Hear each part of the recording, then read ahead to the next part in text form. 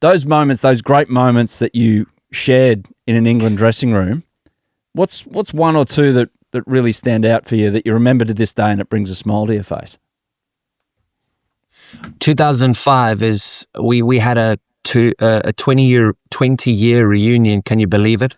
For the Ashes, we had a dinner just this week, and just the boys reminiscing about that great Australian series and Ashes series. I mean, you guys had a team that was A-list in any time that cricket's ever been played. I mean, you guys were just full on A-list. And I was speaking to Ashley Giles about that final afternoon batting, and we were just talking about it. When we batted for 3 hours there, you guys still needed to chase the total. And we had got the run rate up to 9 to 10 to 11, and we kept coming in between overs and like tapping each other. We don't have enough, because we were looking around the field and seeing Ponting, Langer, Hayden. I mean, we were just looking around, just seeing Hollywood. And so that series there, when you look back at it and the celebrations that followed were, I think, just purely based on emotion. Both teams had given it absolutely everything for 7 weeks. 7 weeks of complete and utter carnage. Sitting next to Simon Jones, the final day, well, I sat next to him all series, I think, Simon, one of my real good buddies. And we looked out the window at, where was it? At Old Trafford. And we heard the guy come over, the announcer come over just as we were finishing warm-up, just as we'd got into the rooms. And he said, Old Trafford is now full. So anybody outside the gates of Old Trafford, you won't be allowed in. Old Trafford is now full. And I'm not so sure how many times that's ever been heard around a cricket ground in this country, or in any country actually, when pre-warm-up, the guy, what they call him, the voice of God, that comes over the tannoy and just says, the cricket ground is now full. No one else will be allowed into the stadium. It was a crazy series. And so when you ask the question about celebrations and that time, when Pietersen and I think it was Billy Bowden, when they lifted the bails off at the Oval that afternoon, and the relief, and just the pure joy that we embraced as a team, just as we sat in that dressing room, you could just see shoulders just drop eventually, because everyone was just on such high alert for 7 weeks.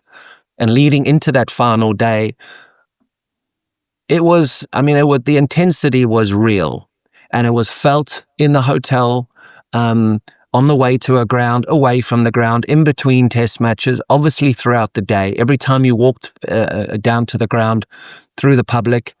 So I'd say that for me was a pretty intense time, and also just the relief and the joy that I've talked about at the end, just jogs and brings back the most awesome memories. And I answer that question now because it's something that we discussed on Tuesday night last week. I think it was Tuesday or Wednesday night, when a load of us were doing something as a reunion for the series. It really was amazing. But it's also thanks to the Australian team for the battle. That battle was real, and there were so many moments. Ponting abusing Duncan Fletcher when Pratt ran him out. Like just the visuals of that, of him coming off the field, just giving Duncan the biggest spray at Trent Bridge. Was Pratt at the reunion? Huh? Was Pratt at the reunion? That's a good way of getting Ricky back for not paying you. I think he missed the invite. Either that or he couldn't make it. It's funny, we got asked that. Is Pratt here? McGrath stepping on a ball. Simon Jones, I think. I mean, what a hero that guy was. Yeah. I think he got 22 wickets at 21. And one of the things I hated so much in my career was his injuries. And carrying him off in India just after that series, trying to get him back. He went right knee, right ankle, left knee, left ankle, and that was him. One of the greatest blokes ever in a dressing room. One of the great he would have been one of the greatest fast bowlers. That guy, if he had stayed fit. You guys watched him. Yeah. I think Hads, you might have played against him. Yeah. What a guy! If you played with him, you would have realised what an amazing man. So there were just so many moments in that series. Australia celebrating a draw for the first time, and I don't know when. I mean, Giles and Hoggard batting out at Trent Bridge that afternoon when the King and Binger put us under all sorts of pressure. Shit, I mean, yeah, it was. I mean, Warnie's numbers as well. I mean, the dude got what, 30, 40 wickets, 200, 300 runs, caught everything except one. What a guy, man. What a guy. What a series. I hopefully that answers your question, because I don't think anything can get better. They try to say that India versus England this summer went 25 days, the greatest series that's ever been played. I'm telling you now, if I ask most people who got hundreds in that series, that probably now